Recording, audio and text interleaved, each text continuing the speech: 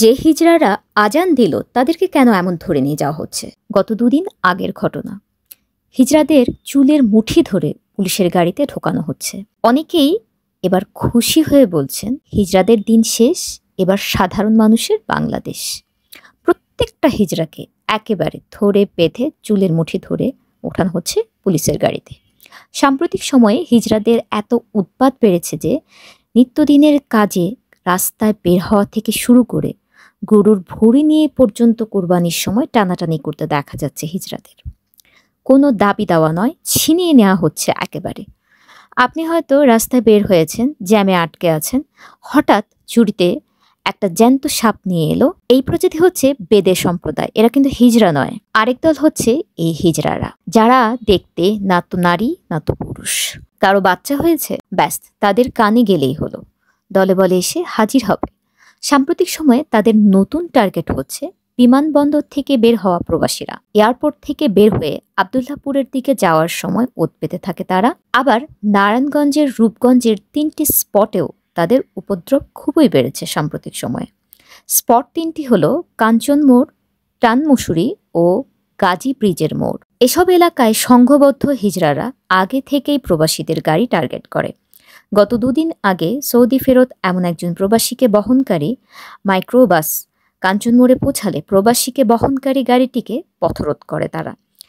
এমন সময় তারা মোটা অঙ্কের চাঁদা দাবি করে। প্রবাসী টাকা দিতে অস্বীকার করলে প্রথমে তারা অশ্লীল অঙ্গভঙ্গি করে, এরপর ভয় দেখায়, তারপর বাকবিতণ্ডা ও একটা পর্যায়ে প্রবাসীকে প্রচণ্ড রকমের মারধর করার অভিযোগ পাওয়া গেছে। পরে সেই প্রবাসী সেদিন রাতে কাঞ্চনমোড় থানায় জিডি করলে অভিযোগের ভিত্তিতে ও সেদিনের সিসিটিভি ফুটেজ দেখে 11 জন আসামিকে শনাক্ত করে পুলিশ। পরে সেই হিজড়াখানার হিজড়া নেতাকেও আটক করা হয়। ওই সময় একজন হিজড়া উত্তেজনাবশত পুলিশকে উদ্দেশ্য করে ঔদ্ধত্যপূর্ণ আচরণ করে। দর্শক, ওই হিজড়াকেই চুলের মুঠি ধরে পরবর্তীতে পুলিশের গাড়িতে ঢোকানো হয়। দর্শক, এই ঘটনা আপাত দৃষ্টিতে সকলের কাছেই খুবই স্বস্তির মনে হলেও এই ঘটনার পেছনে লুকিয়ে আছে এক নির্মম করুণ গল্প। সর্বশেষ জরিপে দেখা গেছে 2000 জনে একজন হিজড়া হয়, যা মোট জনসংখ্যার 0.05%। অর্থাৎ মোট জনসংখ্যার 99.95%ই স্বাভাবিক নারী বা পুরুষ। কিন্তু এই যে 2000 জনে একজন, এই সংখ্যাটাও কিন্তু কেবল কম নয়। একজন হিজড়া আল্লাহর একটা নিজস্ব সৃষ্টি, না তো সে নারী না তো সে পুরুষ, এ দুইয়ের মাঝামাঝি। কিন্তু ভুলে গেলে চলবে না, তাদেরও একটা মন আছে, রক্ত মাংসের শরীর আছে। আঘাত করলে তারাও ব্যথা পায়। তাদের আপনার আমার মতো একটা পরিবার ছিল। দর্শক, ট্রান্সজেন্ডার আর হিজড়া দুটো কিন্তু সম্পূর্ণ ভিন্ন বিষয়। এ বিষয়ে সম্মানিত একজন আলেমের আমরা বক্তব্য শুনে নেব এখন। হিজড়া হলো ওই শ্রেণীর মানুষ যাদের জন্মগতভাবেই শারীরিক কোনো ত্রুটি রয়েছে। অপরদিকে ট্রান্সজেন্ডার হলো একটি মানসিক সমস্যা।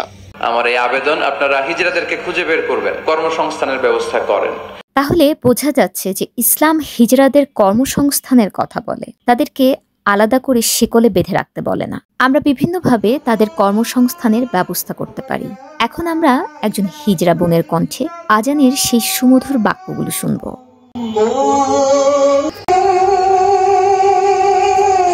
এমন সুমধুর আজান যে হিজড়ারা দিতে পারে, তাদের এই পরিণতি কেন? আমরা কি তাদের বিভিন্ন পেশায় নিয়োজিত করতে পারি না? কোনো পেশাই কি তাদের উপযুক্ত নয়? দেখুন, সর্বপ্রথম আমাদেরকে তাদের স্বীকৃতি দিতে হবে। তারা কিন্তু কেউ ভেসে আসেনি। শারীরিক কোনো ত্রুটি অথবা ক্রোমোজোমগতভাবে কোনো অস্বাভাবিকতার কারণেই তারা ছেলে ও মেয়ের মাঝামাঝি রয়েছে। ট্রান্সজেন্ডারকে আপনি তাচ্ছিল্য করতেই পারেন, কারণ তাদের পরিবর্তনটা শরীরগত নয়, মনে মনে। কিন্তু হিজড়া জনগোষ্ঠীর তো কোনো দোষ নেই। ইসলাম তাদের সঙ্গে মেলামেশা করতে, উঠা বসা করতে কোনো জায়গায় আপনাকে নিষেধ করে না। তাহলে বাধাটা কোথায়? কর্মসংস্থান না করলে হয় তাদের ভিক্ষা করতে হবে, নয়তো এমন চাঁদাবাজি করে পেট চালাতে হবে।